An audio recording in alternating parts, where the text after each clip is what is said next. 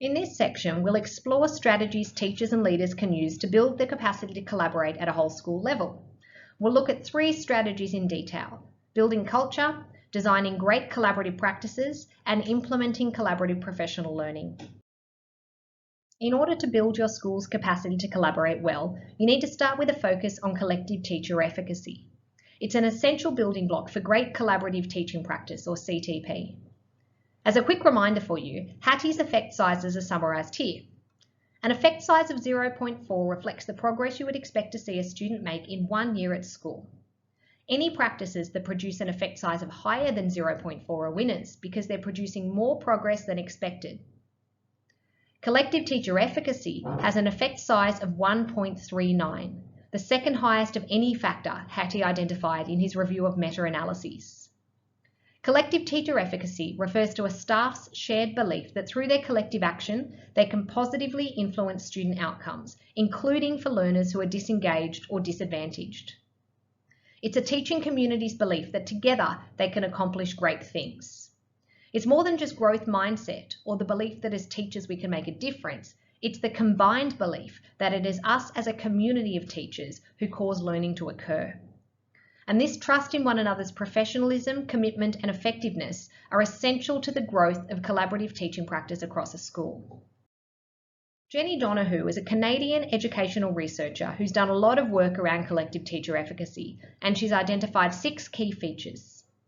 Schools with high collective teacher efficacy feature all of these things, and a focus on building these 6 features in your school can increase your school's collective teacher efficacy. The first one is advanced teacher influence. Donohue argues that in high collective teacher efficacy schools, all teachers have the opportunity to participate in whole school activities. They don't have to do it, but the opportunity to participate has to be consistently and visibly present. The second feature is goal consensus, and this is related directly to student learning. Educators must agree upon and share learning goals for their students, so you all need to be heading in the same direction educationally. The third is teachers' knowledge of one another's work. In order to have confidence in your colleagues' capacity to influence student achievement, you need to know how they teach.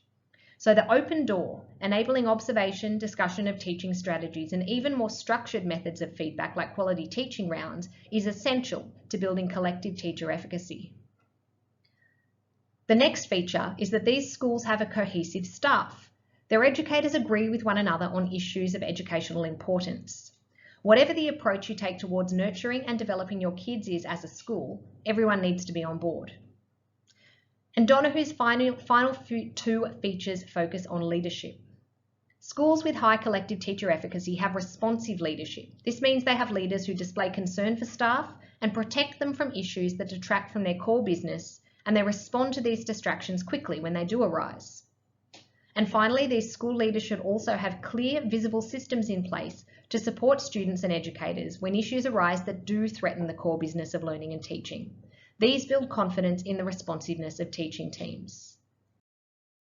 Building collective teacher efficacy isn't just restricted to the classroom. There are plenty of other practices that can contribute to building this culture. When teachers consult and work with outside experts, the authenticity and significance of their teaching practice becomes visible to learners and educators.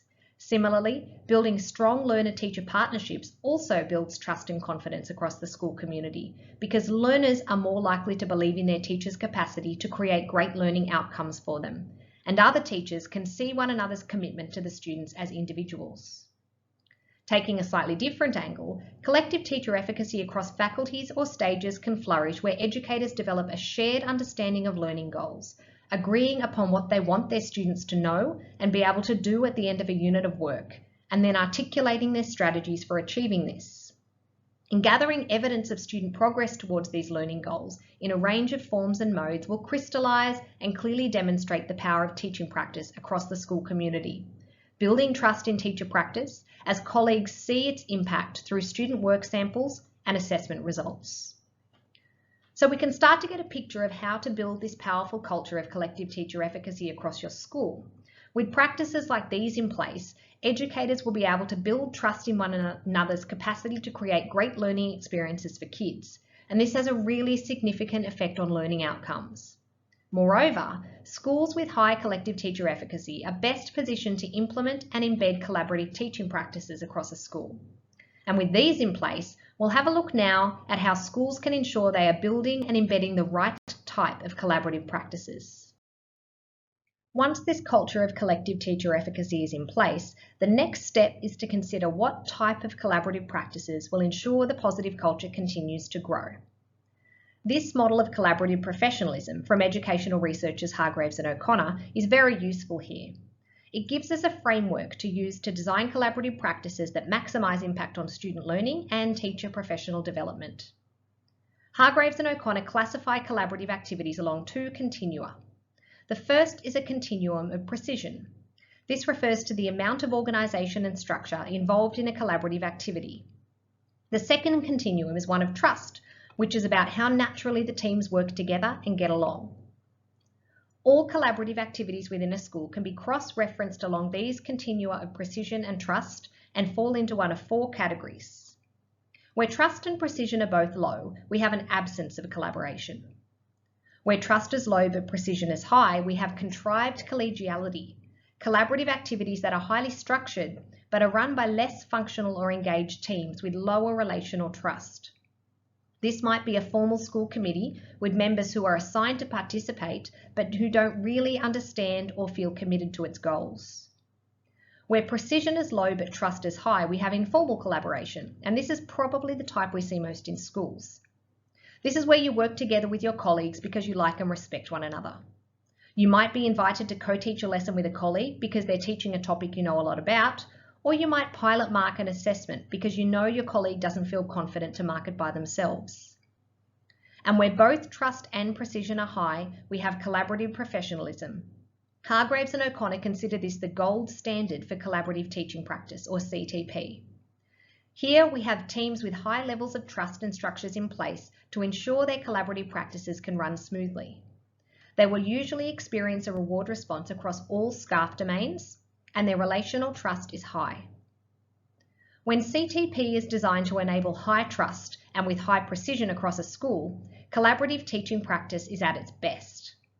According to Hargreaves and O'Connor's research, collaborative professionalism leads to an increase in teacher-led projects, better collaboration embedded in teachers' everyday practice, and more respectful collegial conversations about quality teaching.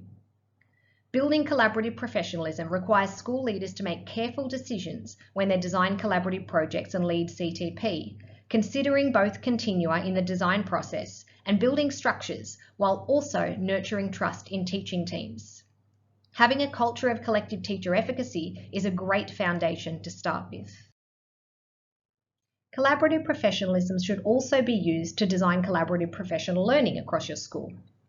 The Australian Institute for Teaching and School Leadership suggests that teachers use these 5 collaborative PL strategies, and they all incorporate the high trust and high precision of collaborative professionalism. In instructional rounds, a group of educators visits a few classrooms in their school to observe a particular aspect of learning and teaching. They have a discussion about the trends they've seen, and they use this to make recommendations about improving teaching practice across the school. Generally, instructional rounds use scaffolds to guide observation and discussion, as with quality teaching rounds, so the precision is high. Opening up classroom doors to observation by colleagues also means the trust is high in teams that use this strategy. Learning walks are similar. The same team does the same observations, but then teachers reflect independently, which is great because these are easier to timetable. As with instructional rounds, they use scaffolds for observation and reflection, and the inherent high trust makes this strategy a great example of collaborative professionalism. Peer observation is an even simpler version of this. The observation and reflection happen between a pair of teachers. It's what we do as part of our PDP process. Now, peer observation isn't always an example of collaborative professionalism. We know perfectly well that this can happen very informally in some schools. But when scaffolds are used to increase the precision, it can take away some of the awkwardness that can come with giving critical feedback to a trusted colleague. In professional learning communities, or PLCs, groups of educators get together regularly to explore an aspect of school improvement. They might share and critically discuss their own practice. They might have a reading circle focused on a new piece of research, or they might share resources online. Great PLCs feature open and fearless discussions about practice and innovative ideas, so the trust is high. Where they have a clear focus, protocols for collecting evidence, and focus on evidence-informed teaching practices, the precision is also high. Finally, instructional coaching brings pairs of teachers together in a mentor-mentee partnership. The coach models teaching practice, observes the partner, and offers critical feedback. With clearly defined roles, this is a high-precision activity, and the closeness of the instructional coaching partnerships necessitates high levels of trust between partners. So you can see that collaborative PL can also reflect collaborative professionalism, and when it does, it can go a long way to building a culture of trust, open discussion, and collaboration across your school.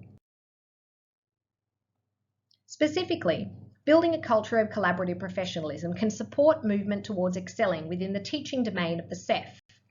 With reference to learning and development, collaborative professionalism involves professional dialogue and the provision of specific and timely feedback between teachers.